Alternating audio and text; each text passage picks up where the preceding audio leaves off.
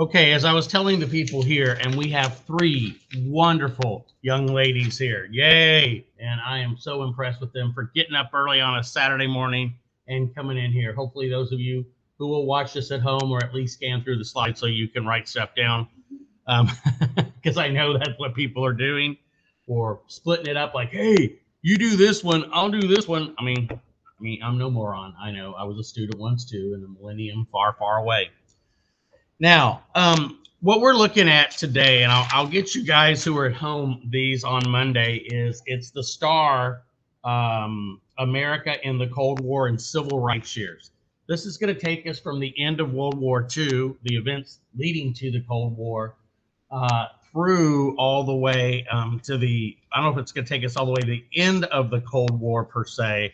That really happens more when Ronald Reagan and especially George Bush the first are in there. But I can add some of that and maybe jump ahead. I don't think I brought down all the stuff, but we can go through that and make sure you guys have what you need to know. But it looks like it goes through the basically under Eisenhower, the early Cold War. I do have one on the 60s that can take us through the 60s, which is a little bit more important in a lot of ways for the civil rights. That's when a lot of the biggest victories occur. And when we also see women getting, picking up on the African American civil rights movement and having one of their own. And then in the 70s and in the late 60s as well, we see Hispanic Americans, gay Americans, and others also endeavoring to get their equal rights as well. And then we're gonna, like I said, do some Cold War, and I'll try to take you guys through some more of that as well too. So hopefully between these two things we can get quite a bit done. Now, as always on these things, and just be glad I'm not giving you guys the 200 questions. Literally, I say 200, and there were 200 questions that I had laboriously typed up in years past to make students read this. I've overloaded you guys already with enough stuff. I'm not going to do that for you. But as always, y'all, make sure you read this part that says important ideas. Read it. It's kind of a good preview before we start talking. It hits the major points.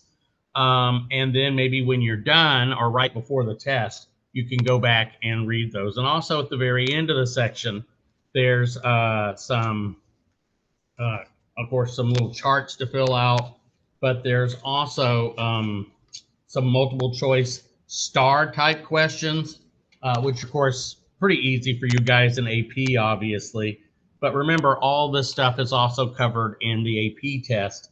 But it also has these little kind of study cards as well too that you can see here that go through the real basics if you just kind of need a reminding.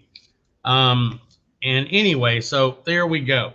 So let's make our way through it. I can't guarantee my slides will be anywhere close to the information in here. In a perfect world, I would have had time to do that.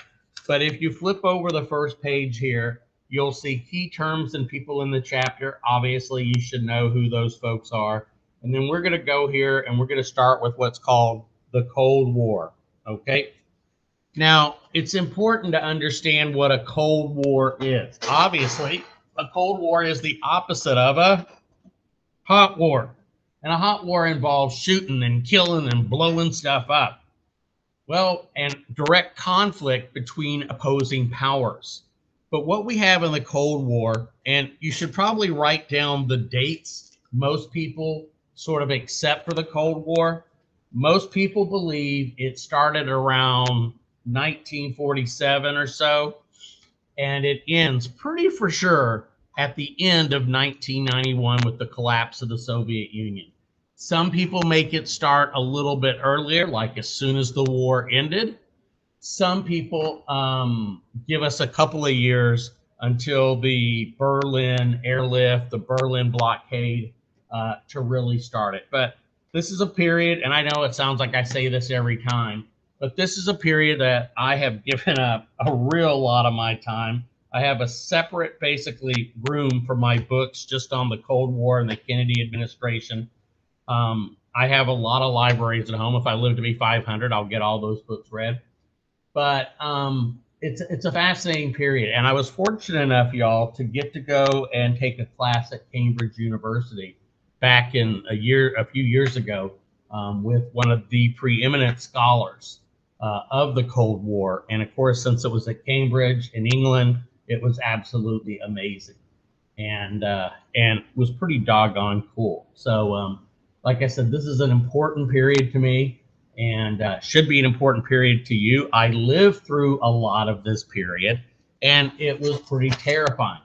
Some people, by the way, and once again, you know, AP likes you guys to make those connections across eras to see that you guys can understand that sometimes history is in cycles. Some things repeat exactly, some repeat very differently. And some people would go so far as to say America is in a new Cold War with Russia, right? And it wasn't just this invasion of the Ukraine. You know, we've had some issues going back with Russia for some years. You know, even as the Obama administration was transitioning out and we were getting Trump in, there was a spy scandal. We kicked out some Russian spies, for example. Of course, there have been allegations of their interference in our election of 2016. So there continues to be some real issues. And Putin, you know, you and I know about the Ukraine, but people forget that he also, and his predecessor, Boris Yeltsin, invaded an area. Now, this used to be part of the Soviet Union and was still considered part of Russia, called Chechnya. Invaded Chechnya not once, but twice. Invaded another area called South, or no, I guess they went into North Ossetia. No, they went into South, and they went into Georgia, where I spent some time in the 80s. And so they've, of course, turned out to be on the opposite side of us in Syria as well. They tended to be supporting the government there of Hafez al-Assad, of al-Assad. And also they tend to be the one that supports a lot of our enemies, right? You see them supporting, for example, Iran and helping them, North Korea in some cases. So kind of whoever is not on our side seems to be on their side. So some people would say this is Cold War, the Cold War #1, or the first Cold War, like there's the First World War.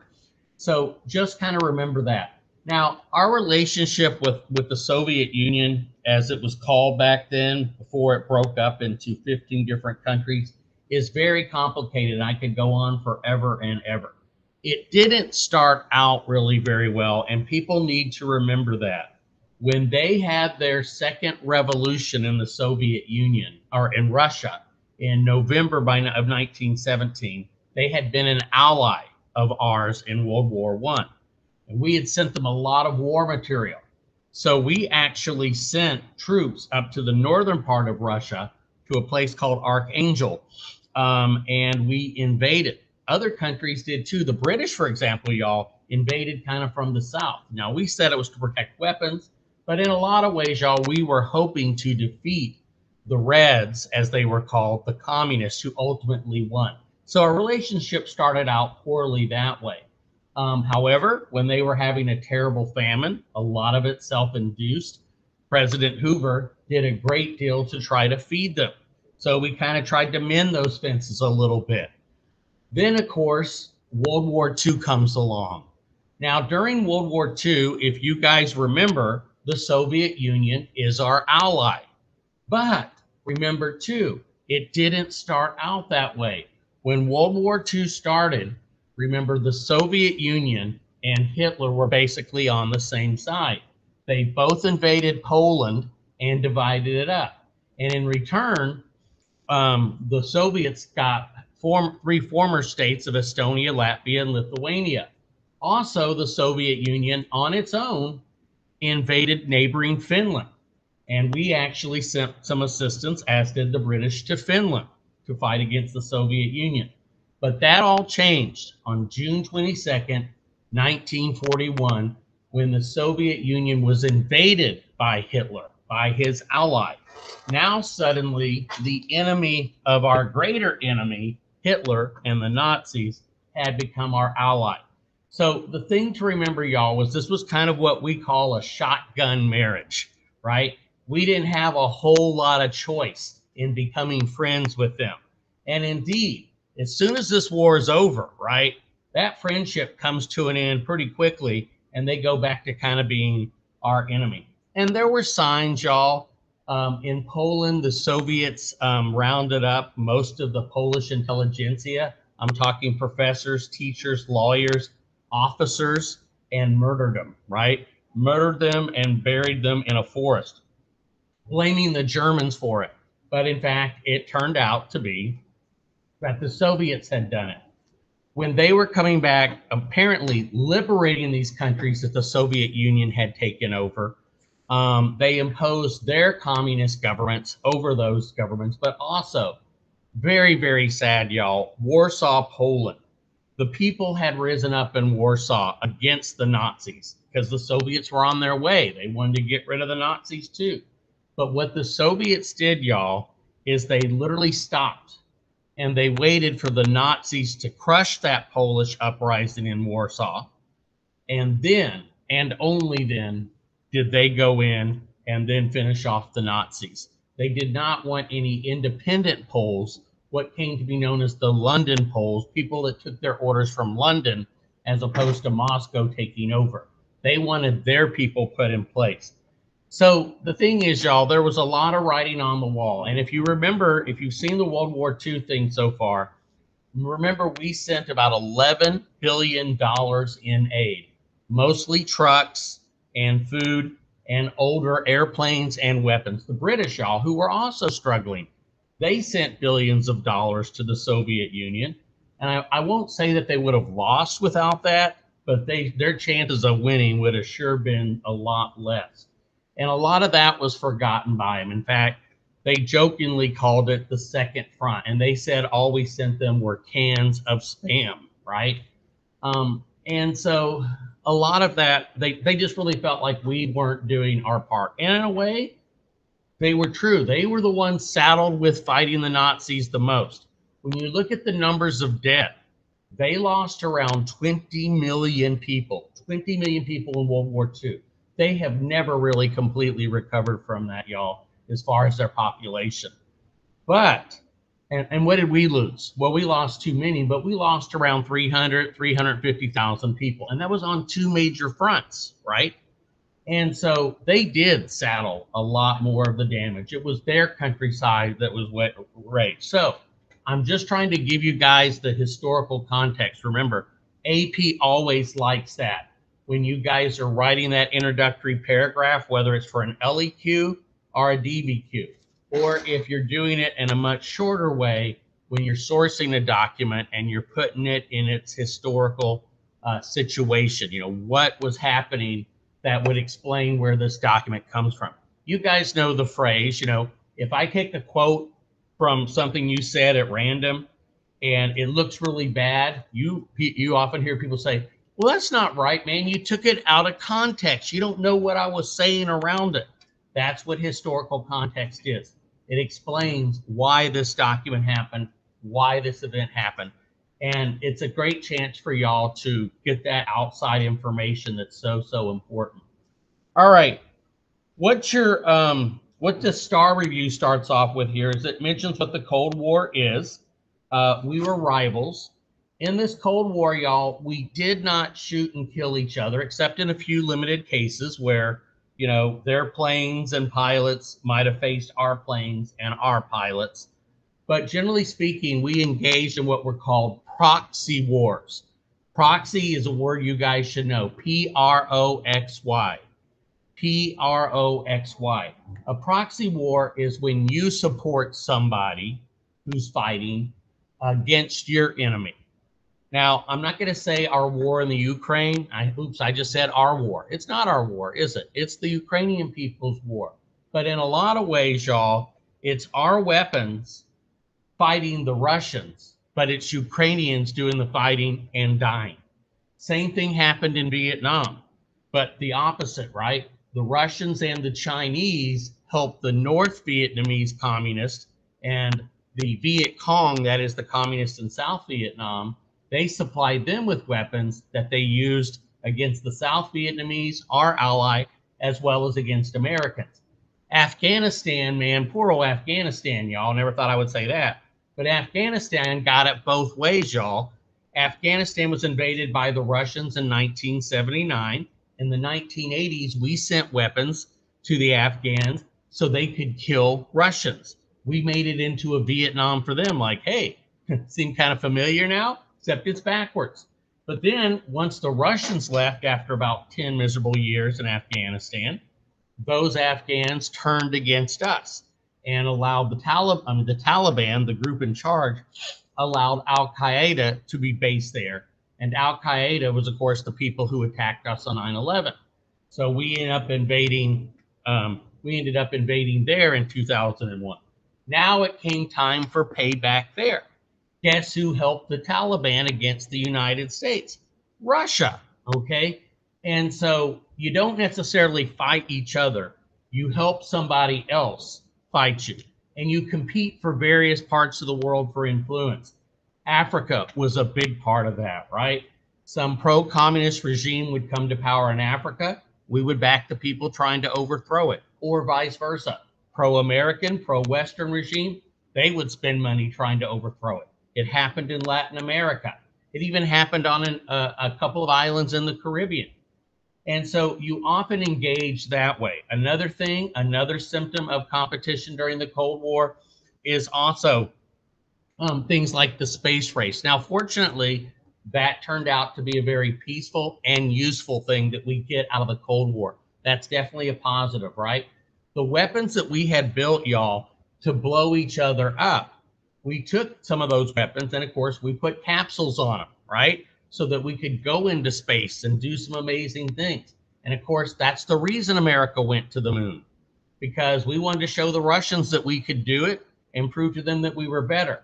So that was a type of peaceful competition. And one last one I want to mention are the Olympics. Now, the Olympics are still interesting. You and I will enjoy watching them, you know, and cheering on people.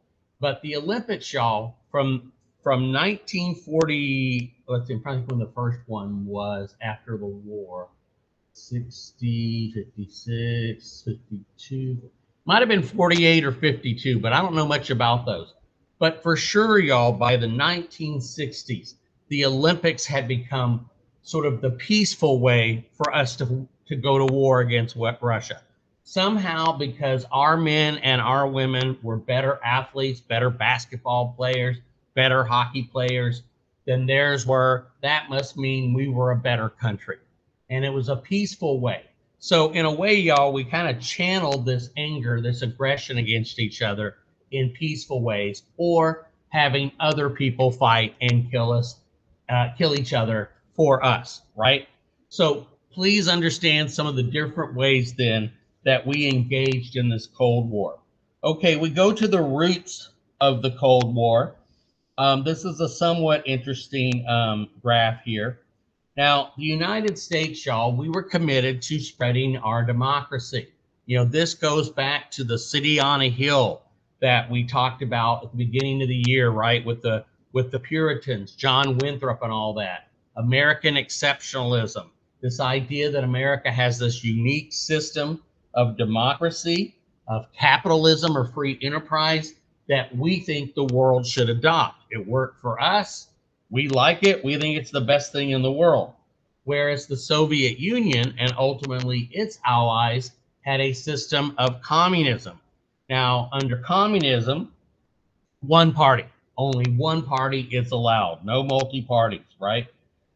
Basically, almost all of your groups are run, as you can see here under Soviet communism, by their party. Under communism, unlike socialism, the government controls almost every business. I mean, you can't even so much as open up a beauty shop or something under communism without state approval and that kind of thing. Land is all owed.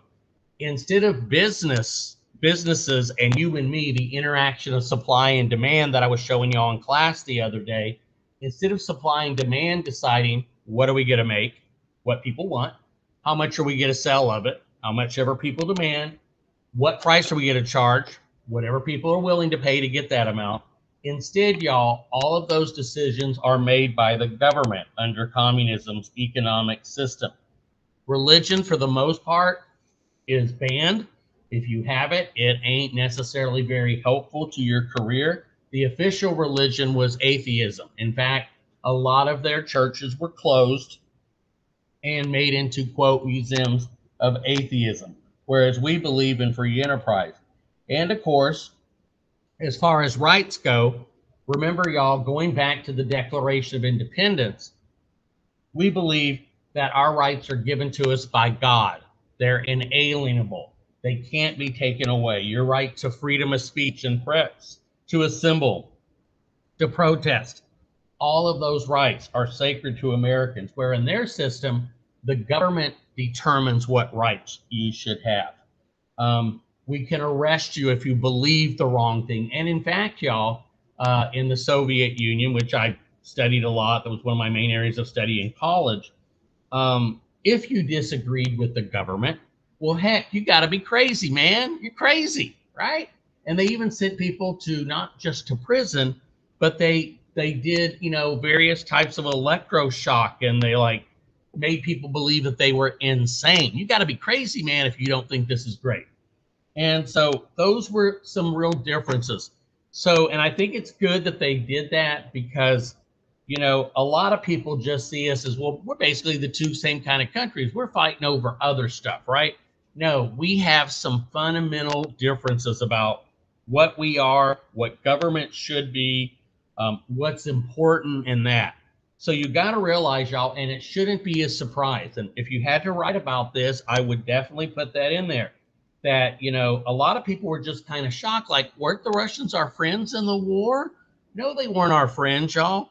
We were on the same side, and that's a big difference.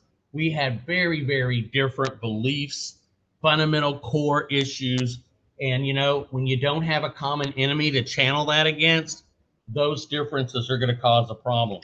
Now, for most of the early Cold War, the Soviet leader, and you'll see a picture of him here in just a sec, was Joseph Stalin.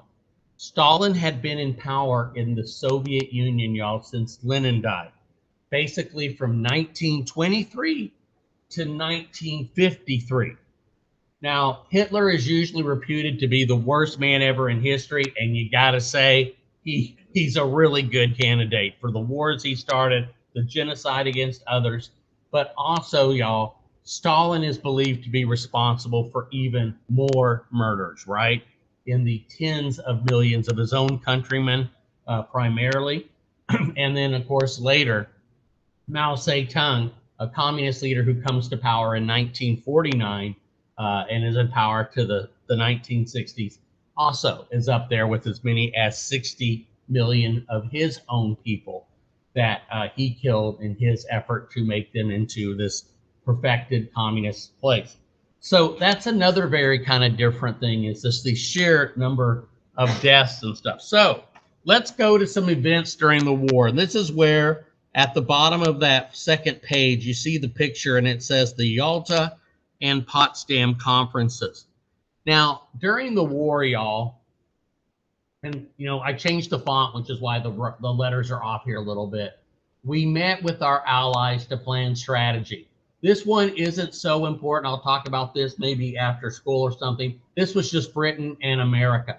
Stalin would not attend. For one thing, y'all, he was very afraid to leave his country, that people might overthrow him and he couldn't get back. Plus, he had his own problem going on. His namesake city, what a guy, he names a city after himself, Stalingrad, was being attacked, and he was very, very busy, okay? Now, there you just see some pictures of those guys meeting. Boy, this is working kind of slowly today. Now, the first time that we meet with the Soviet Union, our allies, President Roosevelt flies over. Amazing thing to get him over there. Flies and takes a ship. The leader of Britain, Churchill, very, very anti-Soviet, and Stalin meet. Now, like in World War I, we had the Big Four. We have the Big Three, and this is the first time they meet. Now, what they were doing, and this was a big, big deal, was the Soviets, y'all, who, like I said, had been forced to fight the Nazis pretty much all on their own, with, of course, American weapons and stuff being sent there, they kept demanding what was called a second front. A lot of them came to believe, y'all, that the United States was just going to be happily sitting back, watching communists and Nazis kill each other, and then we would come in and clean up. And indeed, the man who became our vice president, Truman, said that at one point. He goes, you know what? I think we should help the Nazis if the Soviets are winning. And if the Soviets are winning, we should, and if the Nazis start winning, we should help the Soviets, let them kill each other. Now, that was before we entered the war, but gives you an idea. Now, we wanted them to help us in our war against Japan, but they made it clear that they would only do so once Germany was defeated. And that's understandable, right? Their country was really under a really terrible threat. But Stalin made it clear, y'all, that he would want what would become known as a buffer between him and the Germans. And once again, I like to look at things from both sides. Rarely, y'all, this is the biggest thing I learned in college, was that rarely, y'all, are things truly black and white in this world. I was kind of an arrogant kid in high school. I thought, oh, I know the truth. This is right. This is wrong, right? It's really easy. But then the more you study, you're like, okay, yeah, there's a little bit of gray area here. And this is true for most, but not all issues, obviously. So Russia, y'all, had been invaded by Germans twice in 50 years, really twice in about 30 years. And so Stalin wanted what he would call a buffer between him and Germany, a place where if there was an invasion, the fighting wouldn't take place on his country's land. It would take place somewhere else. It would give him some breathing space. So he is very clear. He would like to see the Eastern European countries kind of be friendly to him. All right. Now, here you see the three. FDR is looking relatively okay here.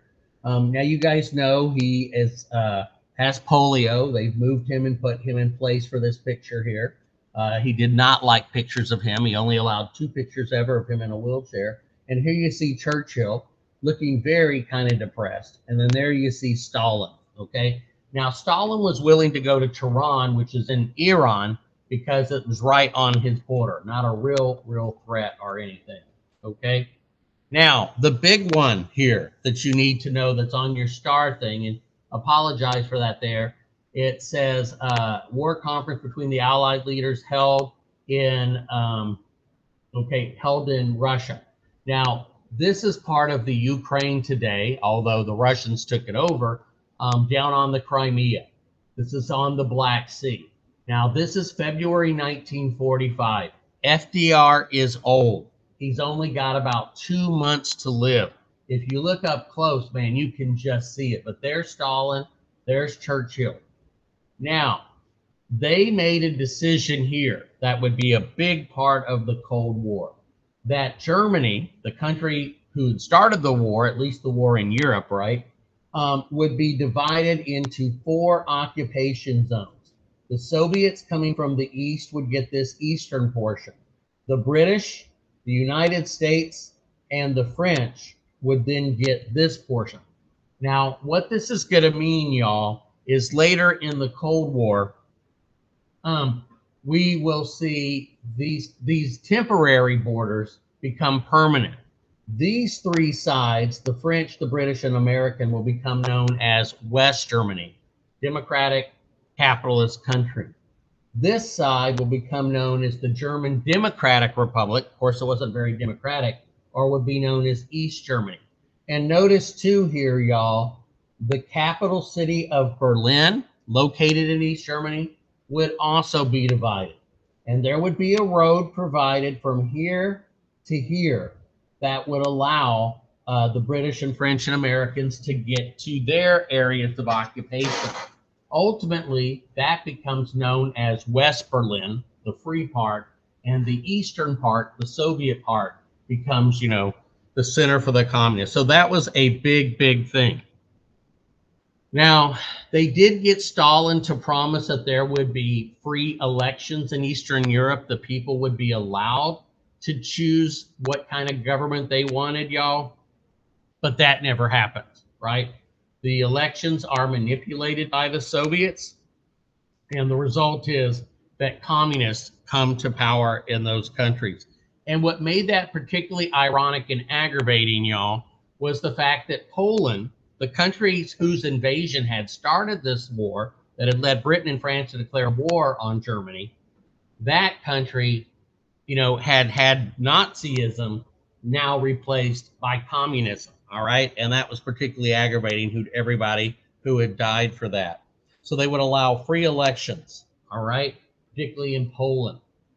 And we got a promise out of them that once the war ended in Germany, remember, we're really believing we're going to need these guys. Now, we're working on an atomic bomb, but we're not sure it's going to work. And hey, even if it works, is that going to be enough to compel the Japanese, very stubborn, very tough, very brave people?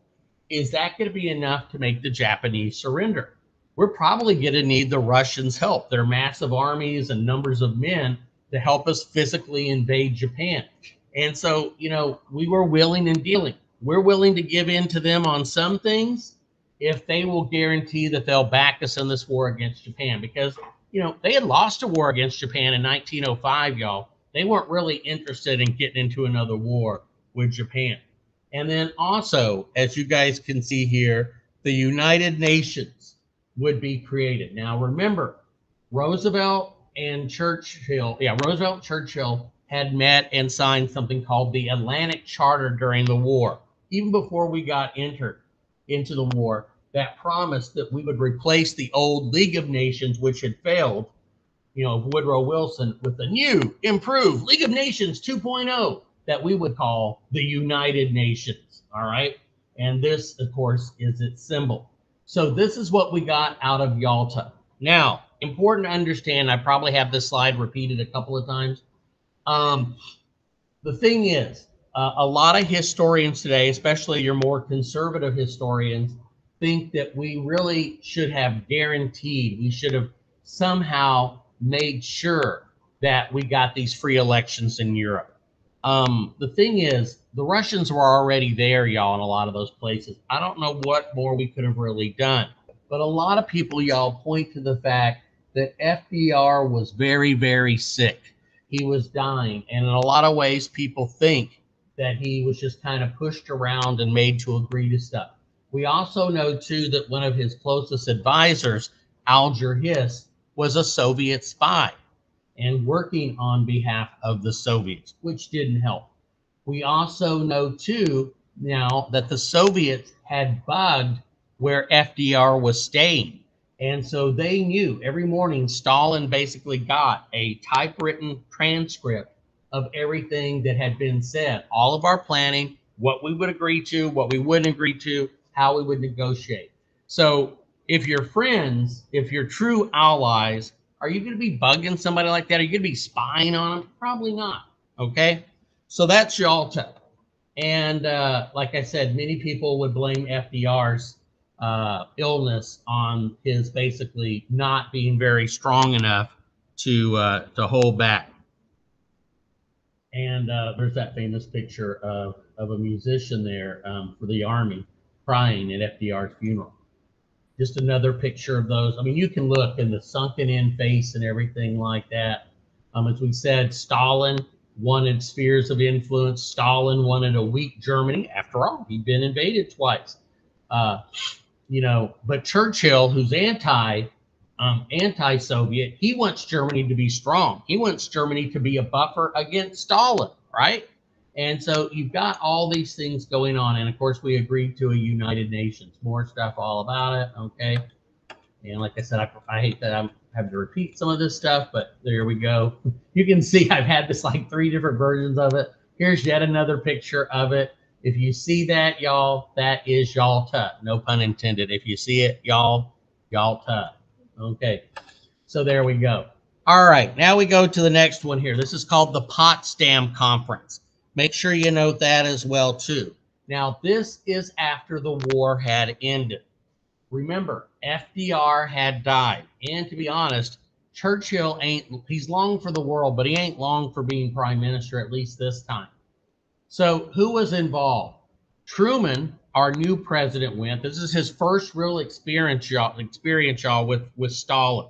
Okay, the British initially had Churchill there, but while Churchill was there, y'all, he lost an election to the Labour Party, which was more of a leftist, socialist-minded party. So Churchill has to leave, and we get another new guy. But Stalin, y'all, well, he's still there. He's going to be around for another 8 years, y'all. So Stalin shows up. Now, they issue what's called the Potsdam Declaration, basically telling Japan, look, Japan, you better surrender, because now that we've defeated Germany, we're going to come at you with everything we got. They promised this rain of ruin from the skies, and we're already, y'all, bombing Japan, to almost nothing. Now, while Truman is there, he gets a message that basically says the baby was born such and such a day. Well, what the heck is that? It means the atomic bomb exploded and it worked great. He happily tells Churchill. Now, he feels kind of guilty. And this is something else you guys could bring up if you want to talk about when does the Cold War start, how did it go bad or whatever. Truman, who had not told the Russians, nor had FDR, that we were building this bomb, y'all. Remember, the British and Canadians are working with us on this bomb, but we're not letting the Soviets work. Right away, y'all, that tells you, once again, if we're friends, that's not how it works. Remember, we're allies. We're fighting on the same side. So we had not told them about it, but they had, y'all, at least 4 spies working in the Manhattan Project to build the bomb. So Stalin, y'all, probably knew as fast or faster almost than the president.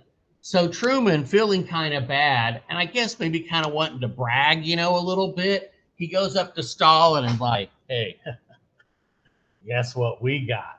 We got the bomb.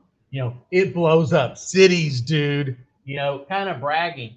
And Stalin's like, oh, well, that's great. And didn't respond.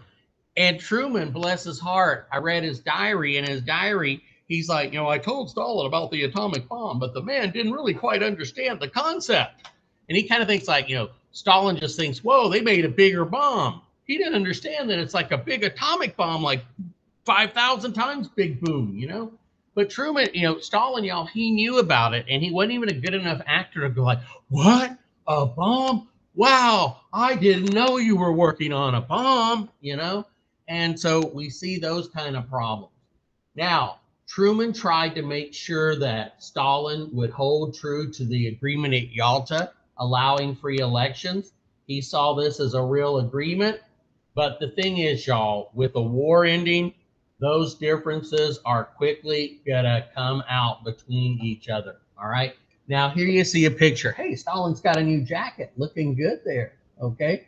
And then here we see our new president, Truman.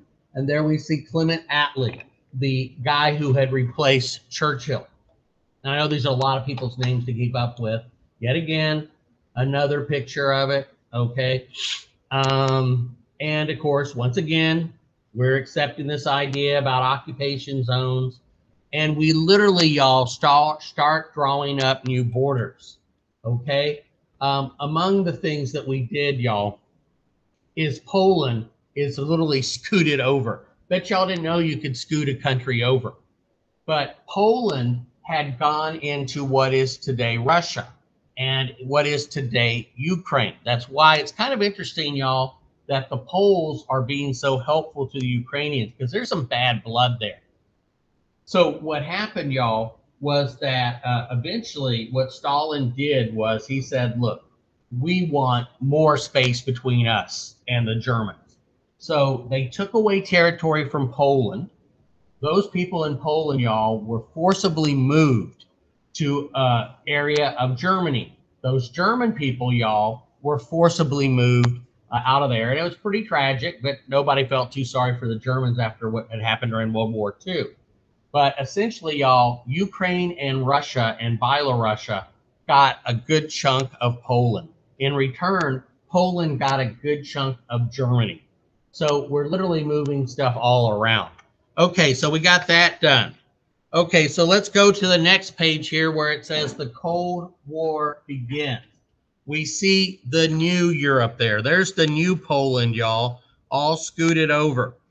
Now, the Soviets, y'all, many of them had believed in what's called, and let me go to the actual Cold War PowerPoint. I think I've got one somewhere. Let me look it up here. Just a sec. You know what? And I've also got for you guys, I've got some snacks, man. Y'all want some snacks? Look at these snacks. Mr. Hopper got us some of these. So I know I'm going a million miles an hour. I'm going to get me some pretzels. Okay. So feel free to eat as many as y'all would like while I locate this PowerPoint on the on the Cold War. Oh, you have to go? Oh, that's right. You said you'd only be able to be here for an hour. Hey, I appreciate you coming in, though. And I'll be posting it either tomorrow or Monday, okay?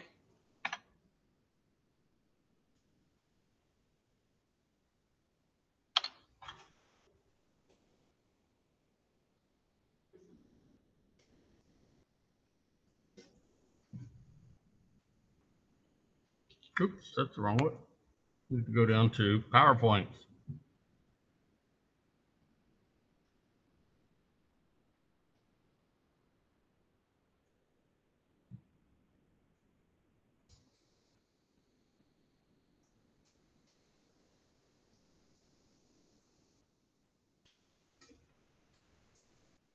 All right, so we'll see if this goes a little bit better with it, because as you guys can see, I could talk about this for months and everything like that. Now, so once again, you get from this the dates. Like I said, I'm putting it 1945 to 1991. Some people mark it a couple years later. It's this period of tension between the Soviet Union or the USSR and its allies in Eastern Europe, and the US and its allies in Western Europe.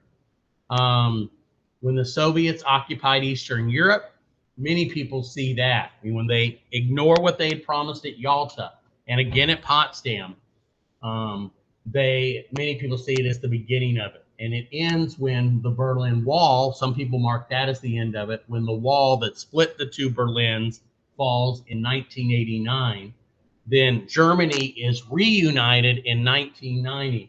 But when communism and the Soviet Union breaks up, y'all were still, what, 12, 13 years away from being born at this point.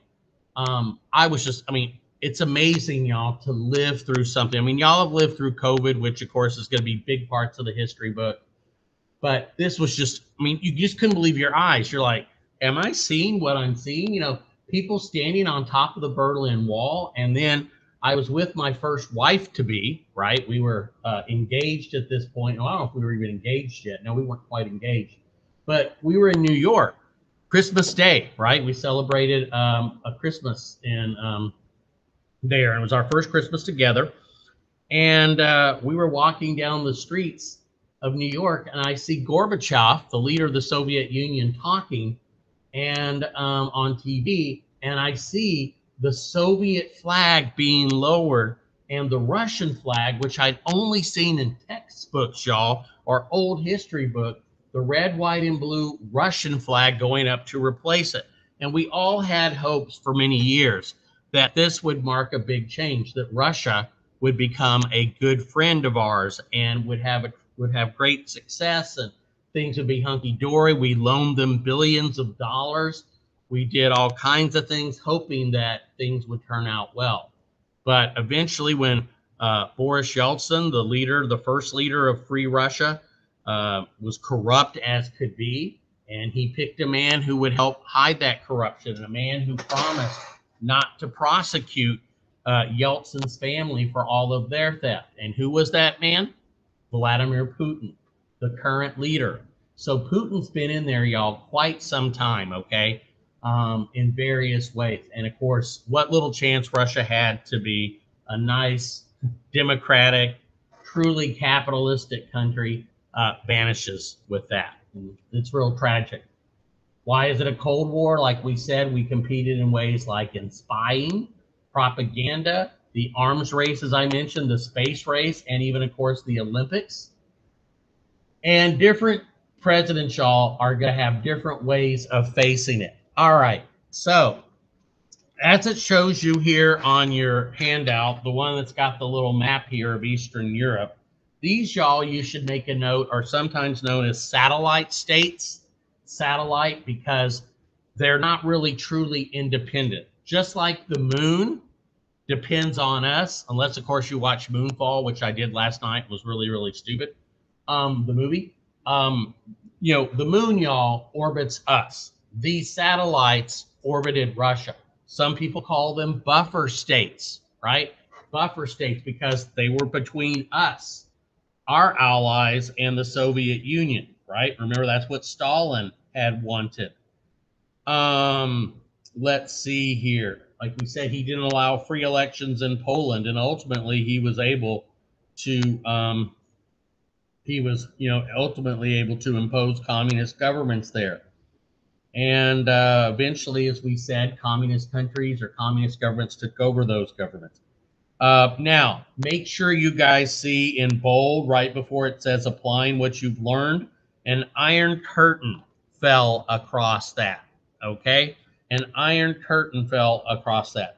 That was a speech that Churchill had given that basically said all the countries on the other side, all the countries west of or east of Germany, y'all, would be communist countries. This was a speech early on. Many people still were thinking of the Soviets as allies, but remember, Churchill had gotten beaten in an election, y'all. Remember, he's not at Potsdam for the whole thing. So he comes over to the United States, and in Missouri, Westminster College, he issues this warning to the West, like, hey, Stalin ain't a good guy. I know the guy. There's an iron curtain now. There's no more freedom over on the other side of that curtain, okay? And so sometimes people call those countries Iron Curtain countries. And so essentially trade, a lot of stuff was cut off between those two. And eventually they're going to form their own alliances. You don't need to know all the countries, but if I were y'all, I would have kind of a basic understanding of some of those countries that would have been buffer states or satellite states. Poland is one. Czechoslovakia is one. Hungary is one. And those are really the three you should know because important events happened there during the Cold War. All righty. Now, the origins of containment policy. Let's go up here. If you look at the origins of containment policy. Now, a man by the name of George Kennan, Kennan. Once again, Kennan. George Kennan had come up with this idea of containing Russia. Now, he was not an ambassador, but he was working over there. He'd studied Russia most of his life. And Kennan, y'all, said, we can't do anything about the places that are already communist, but what we can do is contain it, like a forest fire. Sorry for the forest, man, you burned. But what we can do is stop the other forests from burning. And so that policy would be known as containment. Don't let communism spread any more than it did so. The first part of that is described at the bottom there with what's known as the Truman Doctrine. And what happened, y'all, was in Greece and Turkey, communist rebels down here, y'all, communist rebels in Greece and over here in Turkey were trying to take over those countries. I mean, after all, look where they are. They're east. That's supposed to be their hood, right? But Truman decided to fight. He sent, not Americans, but lots of American weapons, lots of American money. And in these days, y'all, and boy, do I miss those days, Democrats and Republicans agreed. We might disagree here in the United States about what to do about various things, but one area we agreed on is we need to have a united front. You can't let your enemies see, ooh, I'll play the Democrats against the Republicans. I'll play the Republicans against the Democrats. We would agree to the same policy. So Democrats and Republicans both agreed, let's get money, and it worked, y'all. Greece and Turkey did not fall to communism. All right, the next one here, the Marshall Plan. Make sure you know that. Now, obviously, the war had left Europe a mess, right? Germany, Italy, France, Britain, you name it. And you can see all of these countries, even neutral Sweden, y'all, Portugal really hadn't had much role in the war, nor had Turkey been in the war. But the United States, and an incredible act of generosity, one that I hope will be remembered way in the future. The United States sent billions of dollars, even up to Iceland, y'all. Look at that, way over there. They sent billions of dollars to help these countries rebuild. Now, of course, as in most things, there were some ulterior motives. Communism in Italy and France, the communist parties were doing really, really well. And when people are hungry, when people are really struggling, they'll do anything. And communism is especially attractive to people like that. And so the idea was, let's rebuild them, even if they were our enemies like Germany and Italy. We will rebuild them. And this will keep them from going communist. And then also, too, y'all, by making them stronger, that would give us military allies if the Soviet Union ever invaded. And also, too, y'all, this is going to be another reason. Remember, if you've watched the video or were here for the post-war, the 1950s are an era of incredible prosperity in our country. One of the reasons is a lot of that money we sent over in the Marshall Plan to these countries, they were kind of obligated, and especially they didn't have a whole lot of factories left themselves. They'd all been bombed. They would then buy from us. So this gave us very good, very loyal trading partners, good military people, and it made good friends of the United States. Okay. All right. So the Marshall Plan is successful. None of those countries go communist, y'all. And of course, it really speeds it up, and it created some really, really goodwill. And you can see a little pie graph there at the bottom of that page of which countries received the most. Great Britain, y'all, who we'd already aided, they got a lot. Our enemies got it. And to be fair, y'all, we offered it to these countries, even to the Soviet Union itself, knowing they'd probably say no. And bless their hearts, y'all, Czechoslovakia thought about taking some of the money, but they found really quickly, Moscow's like, you will not take any money. And suddenly their leader, their president, happened to fall out of a building. Yeah, he fell out the window. And then other countries learned we don't need to take that money. All right. And then, of course, the other thing that's going to come out of this, y'all, if you turn to the next page after the Marshall Plan, the other thing that comes out of this is the formation of NATO. Now, before I talk about that, I do need, and do I have a slide on that? Yeah, let me talk about this and I'll go back to it, okay? Now, these are going to be two really important events related to each other here. And in 1948 to 1949, Berlin, way over here, was closed off by the Soviets. Stalin hoped to basically make us give up the western part of Berlin. He was just going to do that. Well, had we attacked, it would have meant World War III. So much like we're doing to the Ukraine,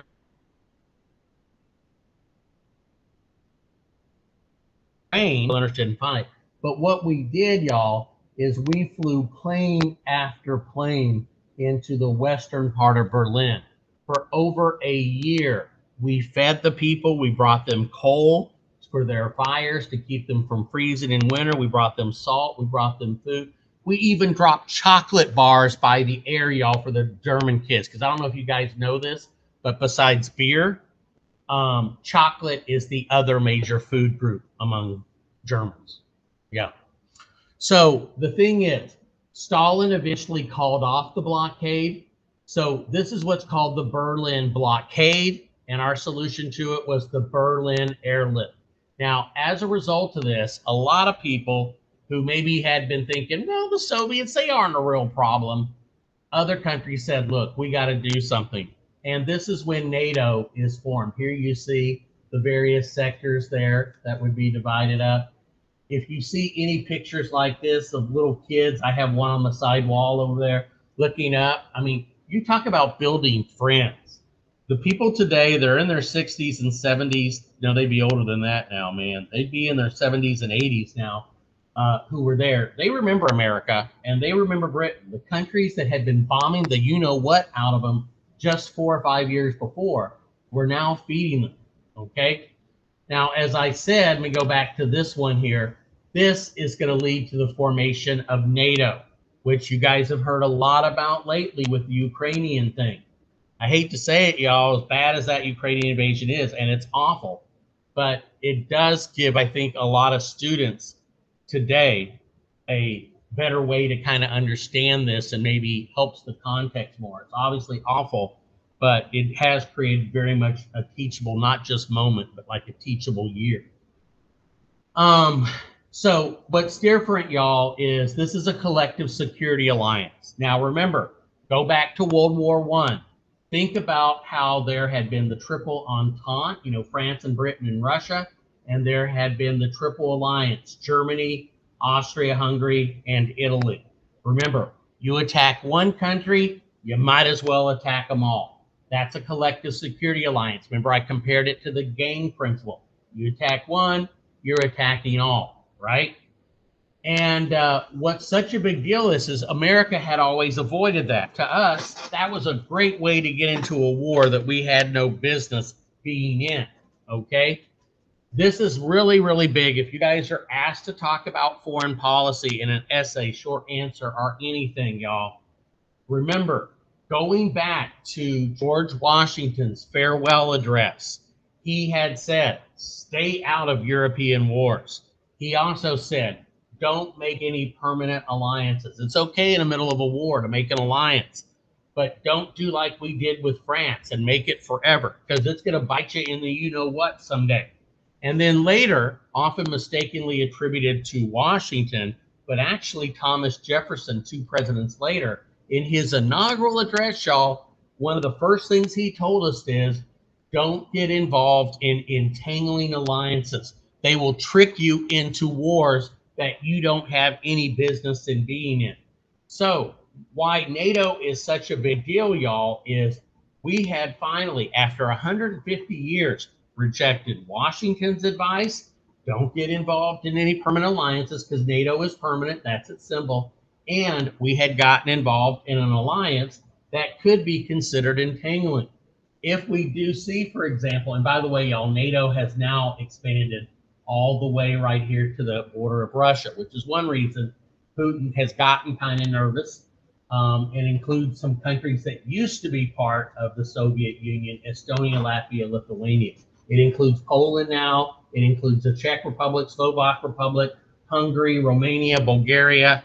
Those are all part of it as well, too. So it has expanded. Now, in response to us, the United States, Canada, Britain, and Western Europe forming NATO, the Soviets respond with their own version in their satellite countries. Theirs will be known as the Warsaw Pact, and you can see them at the bottom of that page. Now, as a kid growing up, y'all, we were just sure. I mean, we were as sure as the sun is going to rise eventually, you know, each day, that someday some country would attack some country and the whole thing would go up, just like in World War I. It was just almost for sure that one day there would be a war, and it wasn't just going to be between the U.S. and Russia. It would be between all of Eastern Europe and the Soviet Union and all of Western Europe and the United States and Canada. It would be big, okay? All righty here. Now, so friction behind the Iron Curtain. All right, make sure you guys are aware of this at the top of the page here on the next page after the Warsaw Pact. 2 different countries, actually 3 or 4. The Eastern Europeans, the East Berliners, all at one point rose up. They were pushed down. The Poles, I think in 1950, rose up. They were crushed. But the 2 that you should be aware of, one is in 1956 and one is in 1968. Now, in 1956, when the people of Hungary in Budapest rose up against communism, the Soviets sent in tanks and they crushed it. 1 million people or more, y'all, ended up leaving Hungary. It's very similar to what happened with the Ukraine, except, the Ukraine has been able to hold off these guys. But the people in Hungary, y'all, were just absolutely crushed. And what was sad, y'all, is in a lot of ways our president, Eisenhower, but more so our Secretary of State, John Dulles, his brother, had encouraged them to do this. Like, hey, you guys do this, man, we got your back. And so when they rose up, we're like, yeah, I don't think we really want to risk a nuclear war with Russia over a country Americans can't find. So Hungary, 1956, crushed. Jump ahead to 1968, the so-called Prague Spring, and it was beautiful. I mean, I was a kid in kindergarten at this point, so I don't really remember it, but I'm sure I saw images of it on TV. Everybody thought, oh my gosh, they're going to kick the communists out. Well, same thing as in Hungary, y'all. 1968, the Soviet tanks came in and they crushed Czechoslovakia. They crushed Prague. Same way, a young college student, y'all, a year or two older than y'all, he went to the main square, he poured gasoline on himself, and he set himself on fire to protest it. It was awful. Okay, so we had that. All right, now, I don't know if I have a slide on the next part here, but you should be aware of this too. This happened while Truman was in there. Now remember, Truman is saying that he is going to contain communism. Yeah, we lost Eastern Europe, man, but we're not losing anything else. But then what happens? In 1949, China falls to communism.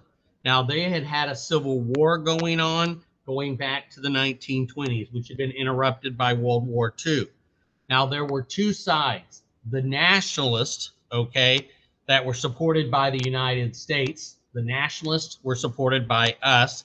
They weren't exactly Democrats and stuff themselves and believers in democracy, but they were anti-communist. And its leader, Chiang Kai-shek, don't necessarily, or Chiang Kai-shi is how it's spelled today, we supported with hundreds and hundreds of millions of dollars in aid, much like we would do with South Vietnam, and much for the same reasons. We don't want it to become communist. The leader, though, of the communists, Mao Zedong, all right, that's a name you should know, ultimately triumphs. And so the nationalist, the anti-communist under Chiang Kai-shek and his wife and all of his forces that can cross over out of China to the island of Formosa. You and I know it as Taiwan today, but for a long time, the United States is going to call it the Republic of China. And until like the 70s, y'all, the United States still considered that island to be China while ignoring the 600 million people living in what we called Red China. Now, the thing about the fall of China is the United States, this is going to be a terrible blow for Truman.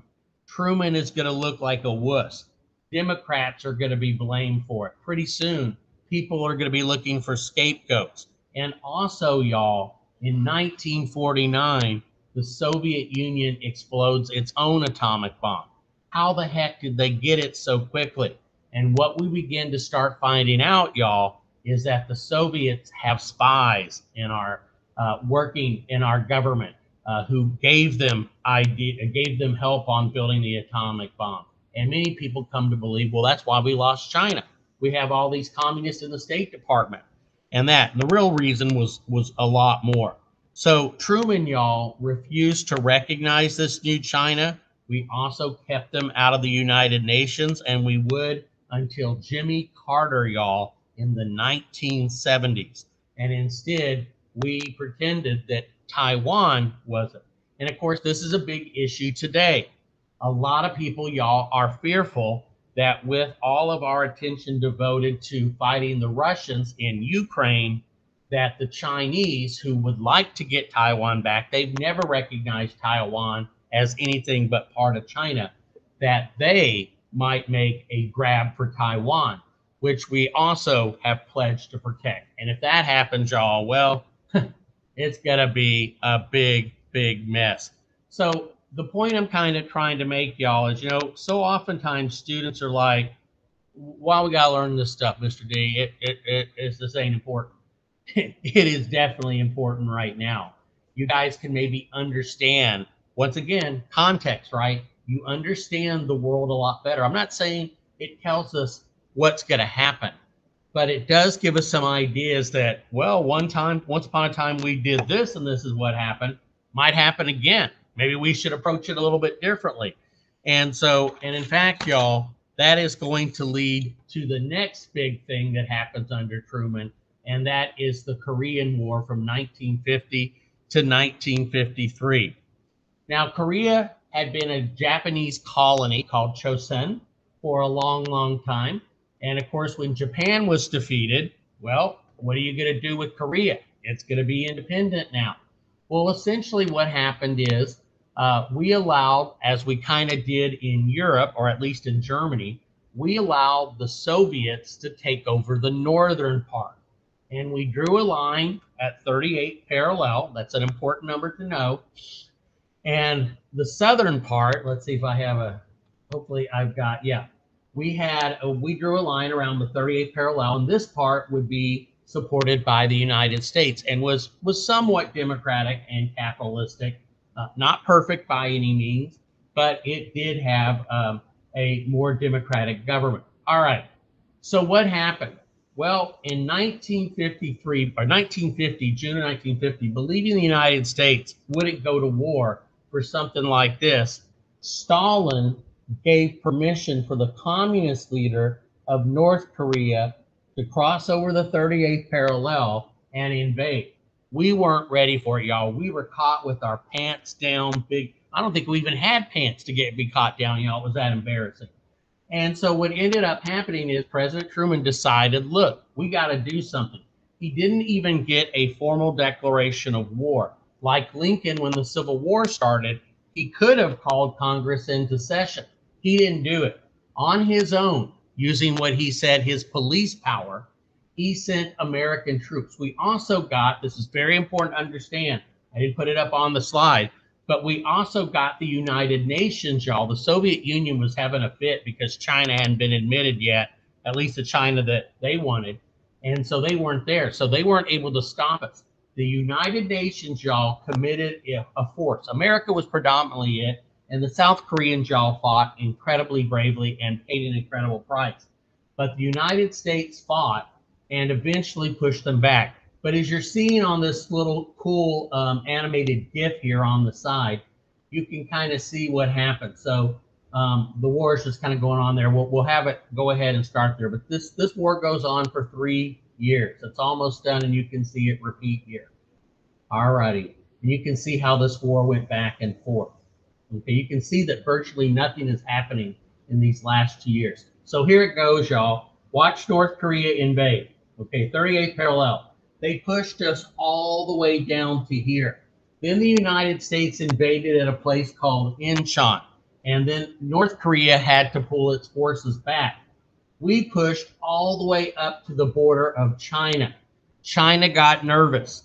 Our General MacArthur said, look, you don't need to worry about China. China just had a civil war, man. They're still recovering from that. You don't need to worry. Well, what did the Chinese do? Right around November, right around Thanksgiving, almost 1 million Chinese, quote, volunteers came across the Yalu River, attacked American forces, and pushed us down back to the 38th parallel. All of this happened, y'all, in about 6 months. Now, Truman is incredibly upset at MacArthur. He was wrong about the Chinese, and Truman, y'all, ends up firing General MacArthur in a very controversial move, the general in charge, the war hero of World War II in the Pacific. Among other things, MacArthur is rumored to have threatened to use atomic bombs on China unless they backed out. Truman, y'all, and this is important to note, Truman doesn't want war with China. War with China could possibly mean war with its then ally, the Soviet Union. Truman said he wanted a limited war. He wanted to keep this just on the Korean Peninsula. We pretended we weren't fighting the Chinese, but in fact, we were fighting and killing Chinese, and they were fighting and killing us. So eventually, y'all, not a peace treaty. In fact, We don't reach peace with North Korea for a long, long time. Remember how World War I stopped with an armistice? That's all we really kind of got from North Korea was an armistice. We agreed to stop fighting. And to this day, y'all, there are about 30,000 American troops right here. Now, they might be able to hold out for a day or two if North Korea attacked, but ultimately they would be overwhelmed. Essentially, y'all, they are there, I hate to say it, to stop people from attacking in the first place, but they're there to die. If there's an attack, they will die, and that will be the justification for the United States then to go after North Korea. Okay, it's awful, but once again, this stuff is very relevant in your and my world. Okay, so you can read about that there. You can see the North Korean stuff. And oh, very important. I'm glad they mentioned that. Once again, remember, we're trying to learn from history. Remember that we had let the Germans take the Rhineland, take Austria, take Czechoslovakia. We had used a policy, not we, but the British and French, we remember had been neutral, had used a policy called appeasement. If you give them something, maybe they'll be satisfied and they won't want anything more. Well, that policy had proven to be a disaster. So using history, and Truman, y'all, he wasn't a college graduate, but he was an amateur historian. He loved reading history. And plus he lived through it with this. He said, look, we can't do this again. If we let North Korea get away with this aggression, it's going to be a red light to other people to invade, not just North Korea, but the Soviets, the Chinese. And so we got to stop it. And so in his mind, y'all, he was using the a lesson of history. You got to stop these guys. And what's interesting too, y'all, once again, trying to make those connections. What are we hearing a lot from people today about the Ukraine? They're saying the same thing. If we let Putin get away with the Ukraine, he's going to feel emboldened, right? He's going to think, well, heck, I'll take Estonia, Latvia, Lithuania, maybe. Heck, maybe Poland or whatever. You're hearing people say, hey, if Putin can get away with it in Ukraine, what's to keep the Chinese from taking Taiwan? Or once again, North Korea invading South Korea, okay? And so you're seeing people, y'all, using history for their case and all of that. Now, the Truman MacArthur controversy, I just went over all that. MacArthur was brilliant. I have a lot of respect for him as far as an admiral.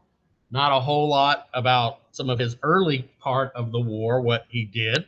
My dad hated his guts. My dad was in the war and had nothing but contempt for the guy, and I trust my dad. But MacArthur was very arrogant. And like I said, he believed the Chinese would not attack. When they did, well, he looked pretty bad. And then when he began criticizing the president publicly, I mean, you know, the thing is in our country, and this is an important concept to understand, and this is what Lincoln had as the same problem, y'all. You know, in our country, the generals, the admirals don't run the country. They're not elected by you and me. You and I, we might make mistakes, but we elect people to represent us and to make the decisions. And our highest military officer is still beneath our president. And even if they disagree, they can disagree privately. They can tell the president, hey, man, you're a moron, you're a fool, this is a bad idea. And if you don't like it, quit and then criticize.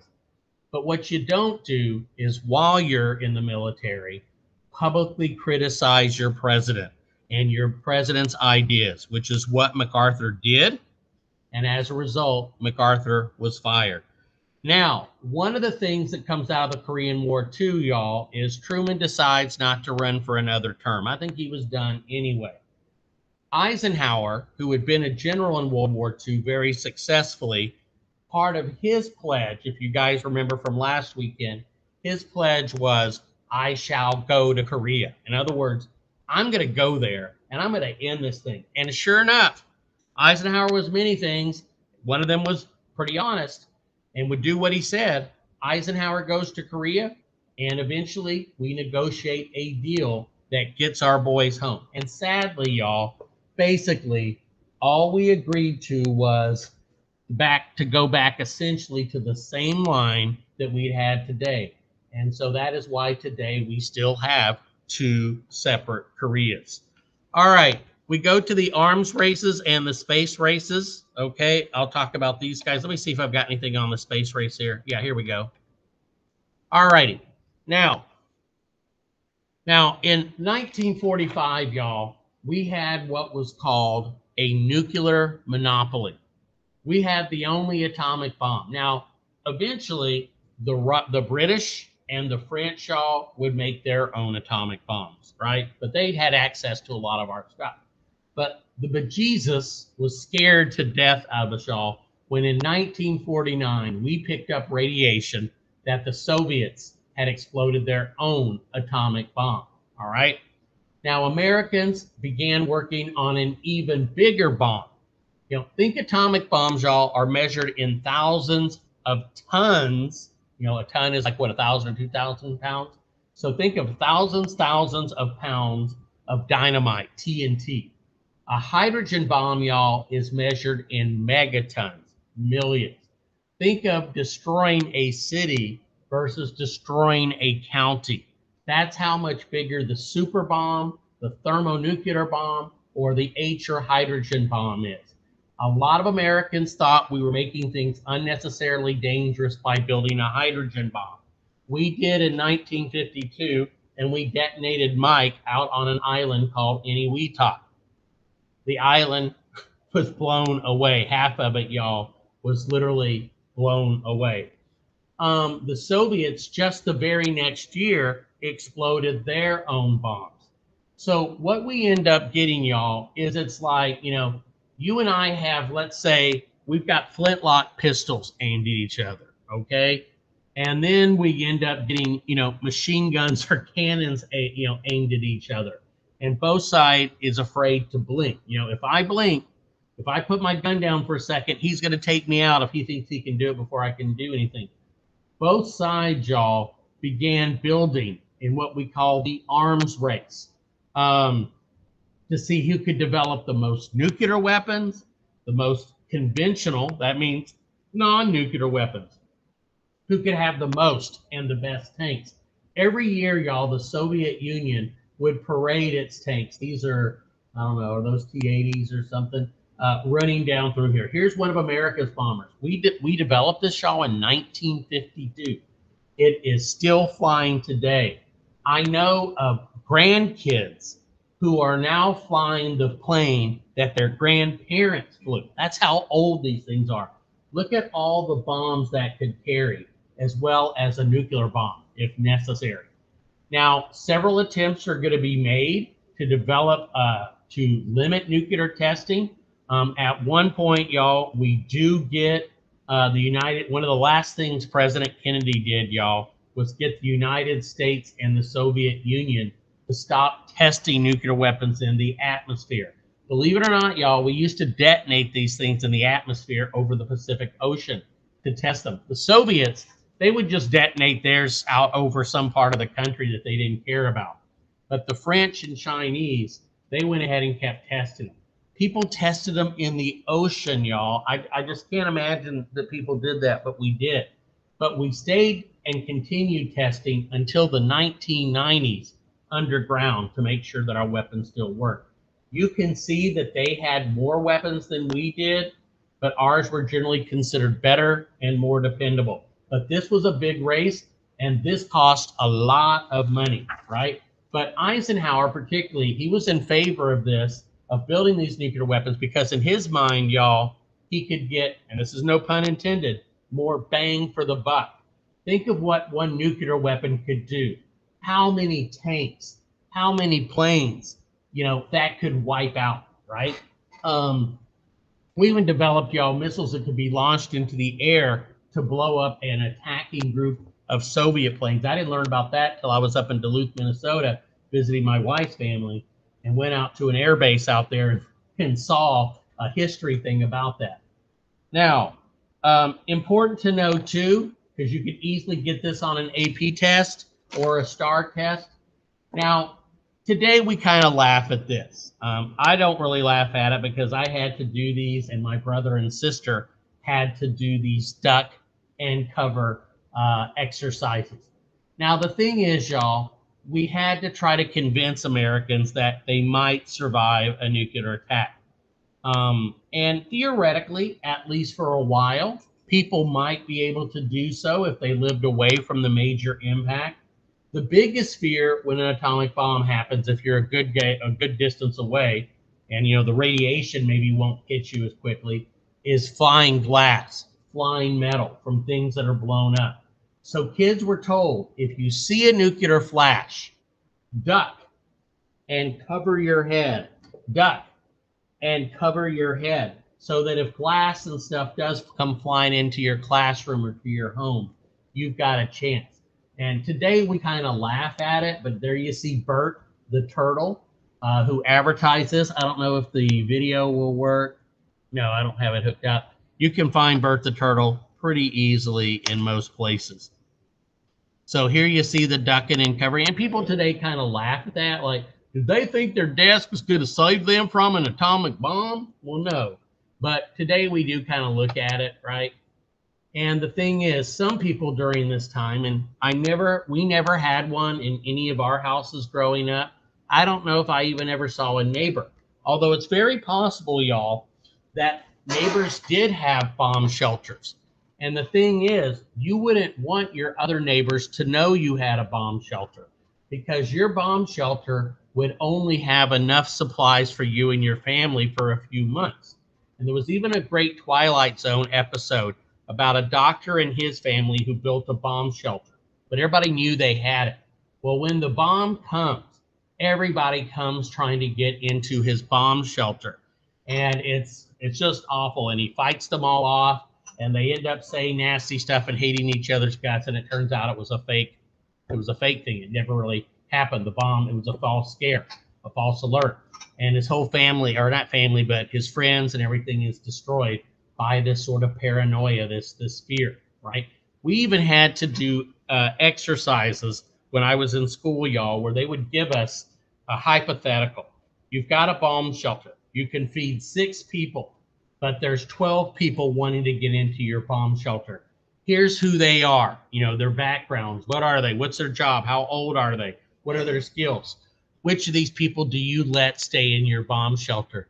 Who do you say no to? I mean, imagine asking kids y'all's age to try to figure that out. Like, well, okay, we'll take the cheerleader because she's young and can have kids. But like the old dude, he's not going to be able to help any, man. So we don't need him. And we'll take this one. I mean, it was sick. It was sick, y'all. And so this is kind of some of the sort of the craziness that we lived under during the time. Now, one of the big things you guys definitely need to know. Oh, make sure I go over massive retaliation there. Oh, look at Sputnik fly. Isn't that amazing? Now, massive retaliation, y'all. Now, in the 1950s, like we said, under President Eisenhower, we went with the policy of more bang for the buck, or as it was called, massive retaliation.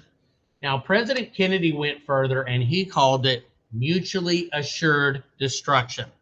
Mutually assured destruction. Now, think of those initials. MAD, right? You got to be mad to do it. Now, the idea was this. Let's use nuclear weapons as a deterrent. Now, make sure you guys know that word that's in boldface there. Deterrent. The idea is, I won't attack you because I'm going to blow you up big time, even if you blow me up. And you're not going to attack me because even if you blow me up, I'm going to get back at you and blow you up. So like I said, it was like 2 guns pointed at each other. That's what nuclear weapons would do. And it was a lot cheaper than having gigantic forces.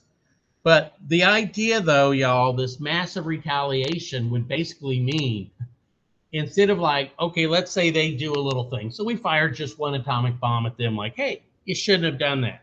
No, that's not the option. If you do one thing, we will fire everything we got at you. It will be massive retaliation. It will be death and destruction. You'll be completely wiped out. And that meant, of course, nobody was ever going to do it, because sort of the deal with nuclear weapons is, y'all, if you ever end up using them, well, it's over, right?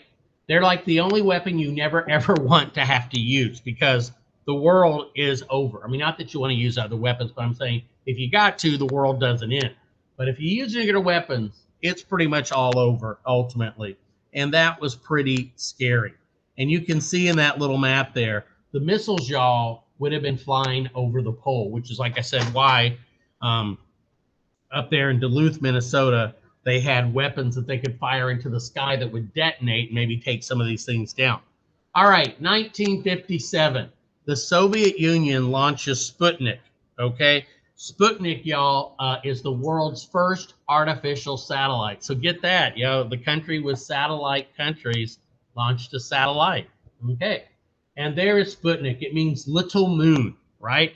It didn't do anything but beep, but it was about the size of a big beach ball, y'all, and we couldn't do it. When we tried to launch our first satellite a month or two later, it blew up on the ground. It was really, really embarrassing.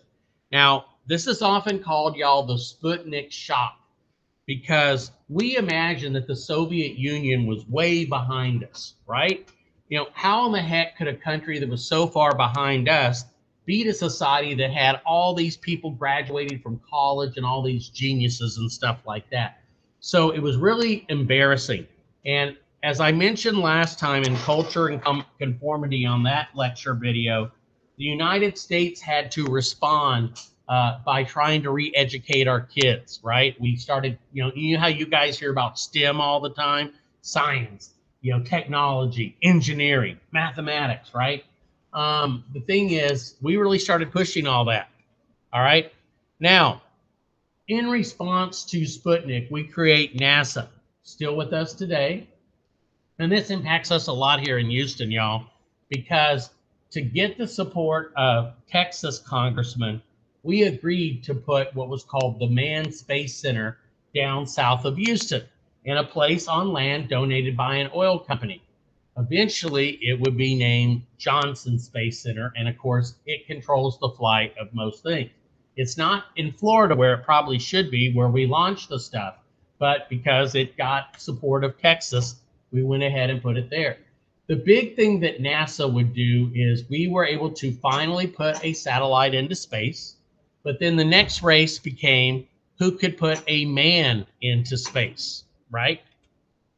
And there's our satellite, Little Explorer. Now, even though we're in a race, y'all, it is the Soviet Union that becomes the first to put a man into space. We put a monkey up in March 1941. We could have beaten him, but we wanted to test the capsule one more time. We put poor little Ham up into space and brought him back, and boy, was he ticked when he came back. But the Soviets in April, they put up the first man into space, Yuri Gagarin. All right, so they end up beating us there. As a result, y'all, this is when President Kennedy decides, well, he talks to the NASA people. He is humiliated, right? They have beaten us in with the man into space. They put a satellite into space. Heck, they put a dog into space before we could put any animal into space. So Kennedy goes to NASA and he says, hey, man, what can we beat these guys at? Is there anything that we can beat them? And they said, you know what? We can get a man on the moon before they can. And so President Kennedy goes to Congress, right? And he says, I believe this nation should commit itself before the decade is up of landing a man on the moon and returning him successfully or safely back to the earth. All right. And indeed, this happens. We'd only launched one man or two men into space, and they hadn't even orbited, y'all, like Gagarin. We sent them up, and they came back down like a 15-minute ride, right? They had put a man in space for like an hour and a half and put him around the whole world. But now we're saying we're going to beat you to the moon. Now, very cleverly, y'all, President Kennedy managed to get himself killed, right? Why was that a really clever plan? Because by getting himself killed, he became a martyr, right? And, we probably wouldn't have gone to the moon, y'all, but since he was dead, everybody's like, we got to do this for the president. We got to do it for him. John F. Kennedy's ghost will haunt us if we don't. And so we rushed, y'all, and I was fortunate enough to be alive to see that. In July 1969, on my grandmother's birthday, she was, 71. On my grandmother's birthday, we landed on the moon. And the Soviets still have not landed a man on the moon. The Chinese have not landed a man on the moon. USA, US. Anyway, so we beat them, right? And it was very, very impressive that we had done this. And of course, there you see Apollo 11. There you see Buzz. Well, no, that's not Apollo 11 because they got a moon buggy there. That came later. Okay. And of course, who's the first man to walk on the moon? Neil Armstrong. Sadly, I've never had a chance to meet Neil before he passed away, but I met the second man several times, Buzz Aldrin, and talked to Buzz and have his autograph. And it's pretty awesome to get to meet somebody that walked on the moon. Okay, let's see here, y'all. What else we got? Okie dokie.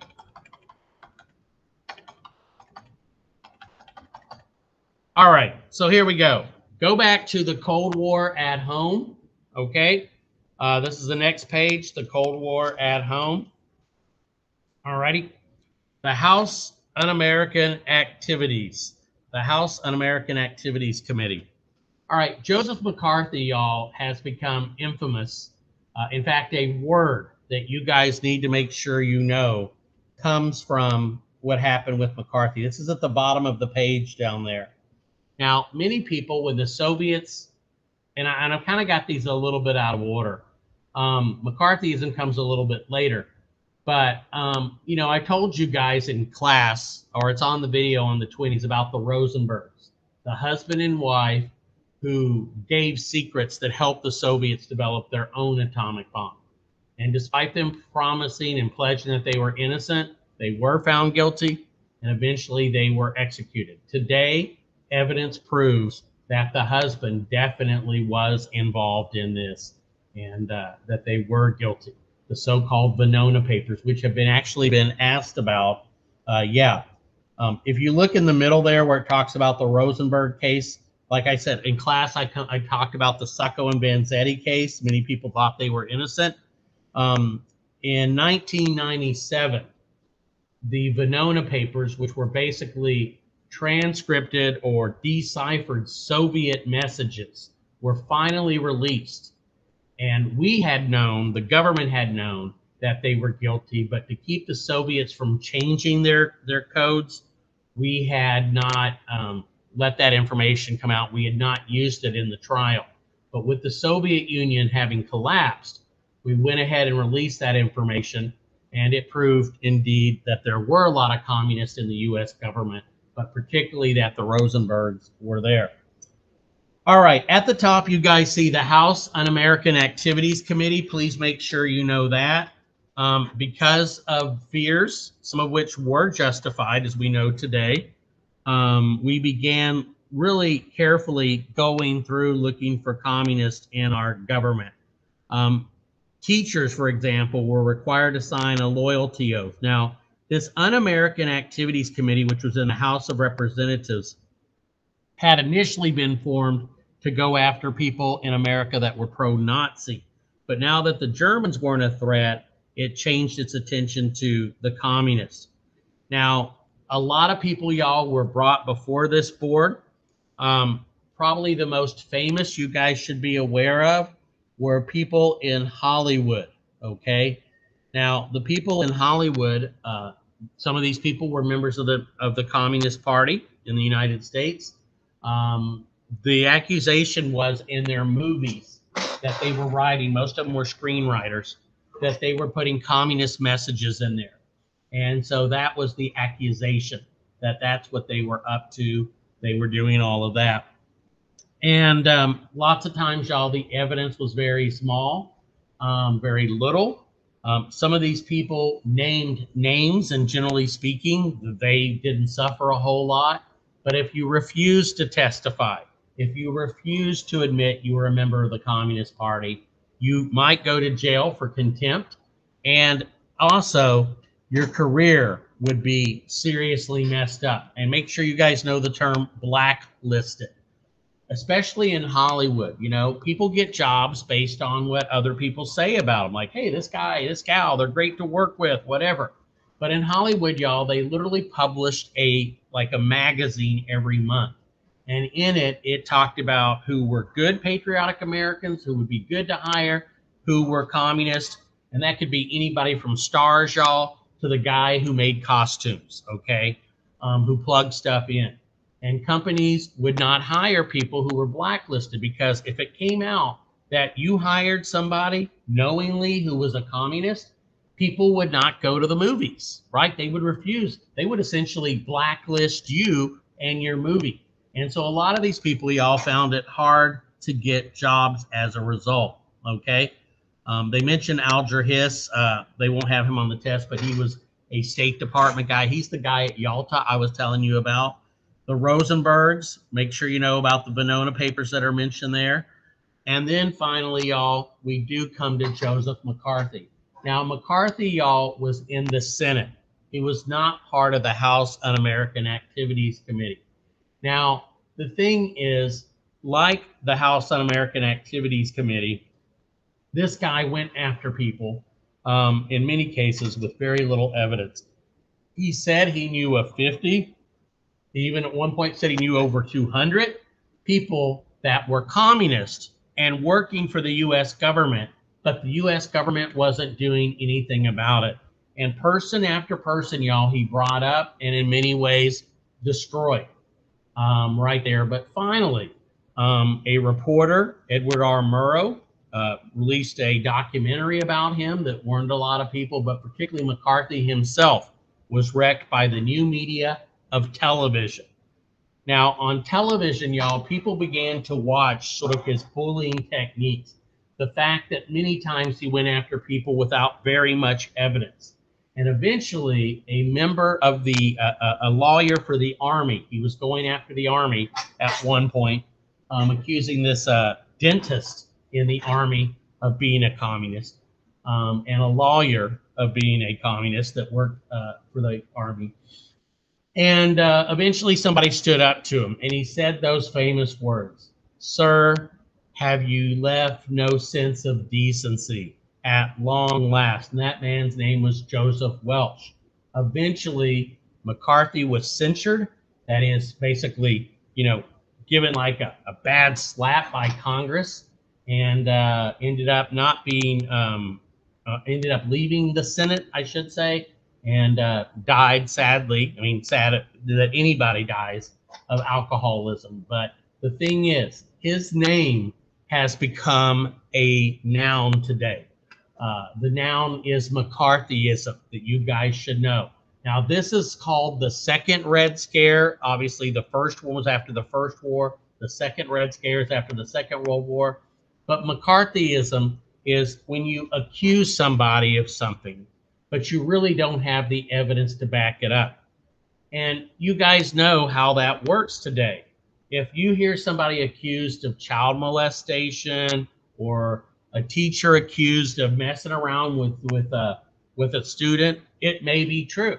But the thing is, if it turns out not to be true, the damage has already been done, right, to that person, that teacher, whoever. Because why? People are going to always go, bet you they were guilty. I mean, nobody would have said that unless they were guilty. And people never remember the verdict. All they remember, y'all, is the splashy headlines, right? This, so-and-so did this terrible thing. So-and-so eats little babies for breakfast every morning, That's all people know. And then when it turns out not to be true, it's a little story on the back pages. So make sure you guys are aware of that. All right. Go on to the next page here. All righty.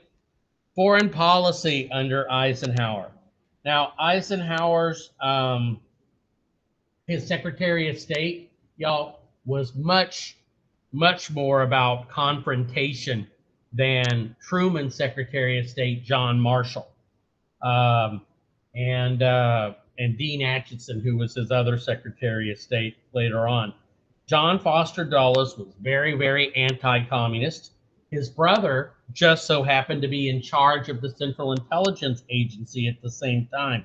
Now, whereas Truman didn't want communism to spread any further, John Foster Dulles believed in what he called rollback and our liberation. He believed that just because a country had become communist didn't mean you couldn't communistic, so to speak. And like I said, we tried, for example, in Hungary to get the people there to do it, but also, and you might want to write these down, okay? There's really no place to do it, but in two instances, y'all, we got involved in trying to roll back or prevent communism under Eisenhower. One was in Iran, Iran, Iran, as we say in Texas. In Iran, y'all, the leader, the Shah, S-H-A-H, S-H-A-H, the Shah, who was an American friend, had been kicked out, okay? Well, and another man who was somewhat leftist, who wanted to cut off some of the oil and stuff, had taken over. The United States helped overthrow that man, Mossadegh. You don't need to know his name, but we helped overthrow the government of Iran and bring back the Shah, our leader. And one of the reasons we still have trouble with Iran today is they have never forgiven us for that. They're like, look, we had elected a leader. We got rid of this Shah, this bad person as they saw it. And what did you guys do? You overthrew him, our guy, and you put your guy back in, and he did nasty stuff for the next 25 years, okay, until we finally got rid of him in the Iranian Islamic Revolution of the late 70s. So that has consequences to this day, y'all. It's one of the many reasons we have this real issue with Iran, which in a lot of ways could be a really good American friend if we had done some things differently, but isn't, right? Then Guatemala, y'all, Guatemala, Guatemala, in down in Central America, right? South of Mexico, down there by Panama and Nicaragua. Now, there, y'all, you had a history of the government run by a small group of wealthy people. The wealthy people were actively working with a company in the United States called United Fruit Company. Guatemala, y'all, was a big source. I know this sounds like crazy, but a big source of bananas. Y'all maybe have seen, I guess it's still in business, a company called Banana Republic. Guatemala literally was a banana republic. It grew all of this, and there were a lot of people really poor in Guatemala. Well, Guatemala arrested 2 leaders in secession who were leftist by United States standards. They were taking land from this United Fruit Company that they weren't using and transferring it to the Guatemalan people. They were literally nationalizing stuff. So the United States, y'all, did a coup there. We helped support a guy who took over Guatemala and then got the friendly relationship again. And what's happened in Guatemala? Well, it's been pretty ugly. One of the reasons we still have so many people moving up here from that part of the country or part of the world, y'all, is because of the civil wars, the violence that a lot of that stuff precipitated. So remember, using the Central Intelligence Agency in Iran and in Guatemala, the United States helped overthrow democratically elected governments because we said those governments were communist or at least socialist. It wouldn't be the last time. We tried to overthrow the government of Cuba with an invasion under President Kennedy that failed. And of course, we did successfully support a army man who overthrew a socialist government in Chile in the 1970s. And so despite the so-called good neighbor policy that President Roosevelt, Franklin Roosevelt, talked about in the 30s, America continued for a long time to still be involved in a lot of these countries.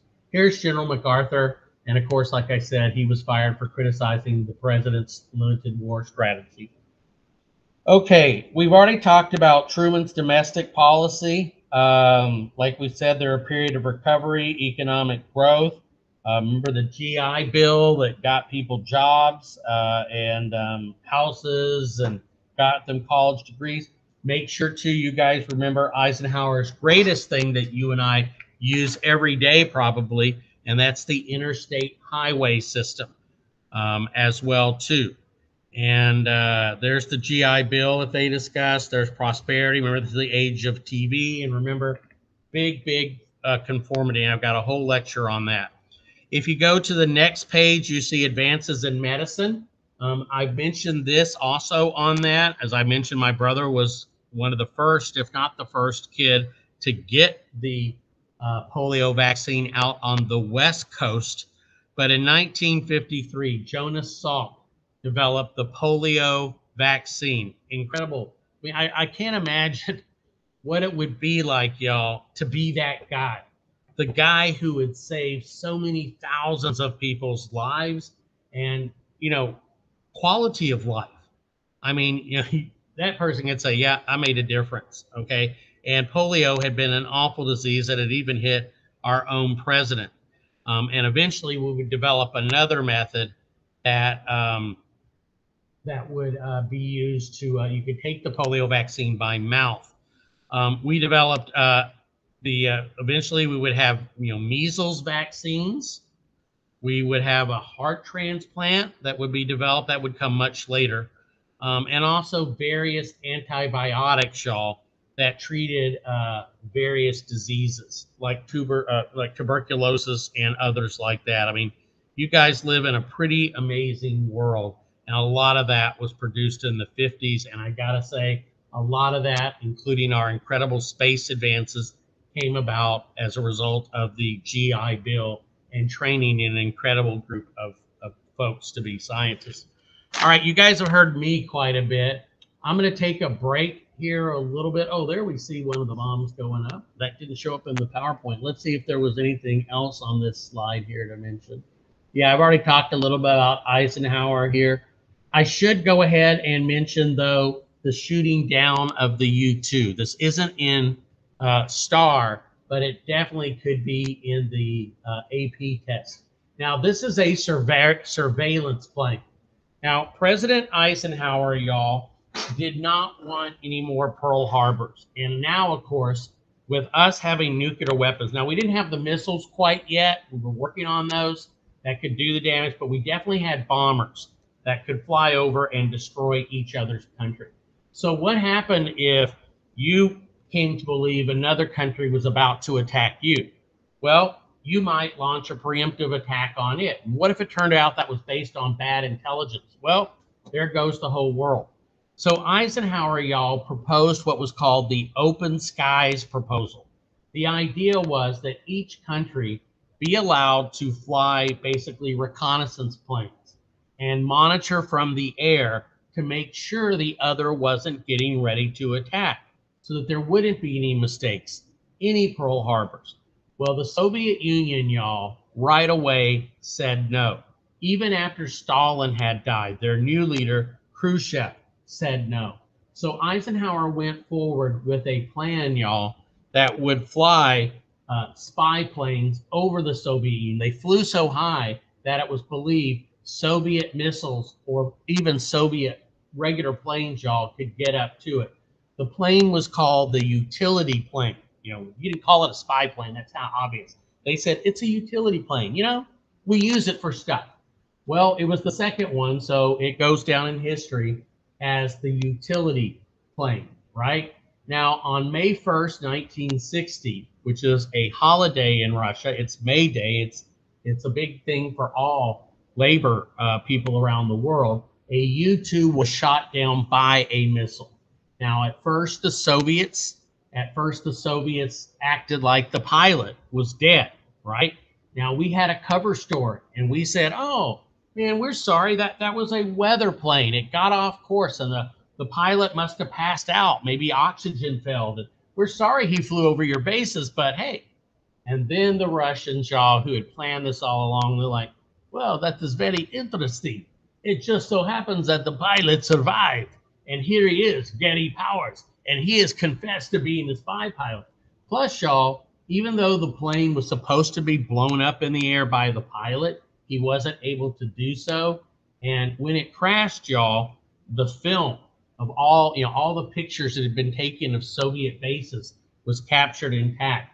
I even visited the remains of the plane. I saw them in Moscow in 1986. They still had it on display, y'all. Kind of like you and I might display, the horns, the antlers of some animal, the head or something. If we were a proud hunter or something, they still had it like, look at what we did, shot down an American plane over our country. And the thing is, we were supposed to be getting ready for an arms summit to try to reduce the arms race, to try to start saving money. This was going to be Eisenhower's last great thing that he did. But once this happened, And Khrushchev, y'all, the Soviet leader, he did give Eisenhower an out. He basically said to Eisenhower, look, dude, if you admit that you didn't know about this flight, that it was a group of crazy people who did this without your permission, and you apologize for it, we'll go ahead and have the meeting. Well, Eisenhower went about to say, I didn't know that they were doing this. He would look really, really bad. Plus, we do know he did it. When I was working at the Eisenhower Library one summer researching the U-2 incident, I saw the paper where Eisenhower had signed and agreed to one last flight before the meeting. And that's the one that got shot down. There you see it go. There she is. And there's the remains of the U-2. And of course, right at the end of the Eisenhower administration, and this is important to understand as well too, Fidel Castro, who had been leading a guerrilla war in Cuba. And remember, y'all, Cuba, once again, the context is important. Remember, in 1898, as part of the Spanish-American War, the United States had made Cuba essentially a protectorate. Now, we weren't allowed to make it a colony per se. The Platt Amendment, I think it's the Platt, I get the Platt and the Teller Amendment mixed up. The Platt Amendment said, though, we could intervene if Cuba ever got in financial trouble or had anything. So Cuba, y'all, was kind of like a client state. A lot of Americans went there. It was a big scene for crime and drugs and prostitution, I hate to say. A lot of mobsters used it as their base to bring drugs and stuff into this country. And basically, they kind of ran the country. Well, Fidel Castro started, it says he took it over in 1950. That's actually 1960. That's a typo. And eventually, he began taking over American oil companies down there, American sugar cane fields and stuff like that. And so the United States broke off relations with it. We also, y'all, secretly began to plan to overthrow him. And I'm embarrassed to say, we actually talked with the mafia. This is not a conspiracy, thing, y'all. This is legit. We have papers. We actually contracted with the mafia to try to kill the guy, right? And in April 1961, in the first few months of President Kennedy's administration, American-backed, supported, American-armed exiles, people who had left Cuba, doctors, lawyers, teachers, people like that, invaded Cuba, hoping to spark a revolution against the communist revolution. They never got really off the beaches, and instead, these 1,500 men were captured, and ultimately we had to ransom them. In the meantime, what ended up happening is Castro became really good friends with this guy. This is Khrushchev, the man I talked about before, who had rejected the Open Skies plan. And so they became good friends. And of course, this is going to set up ultimately, y'all, the Cuban Missile Crisis as well too. Of course, we've already talked about rock and roll.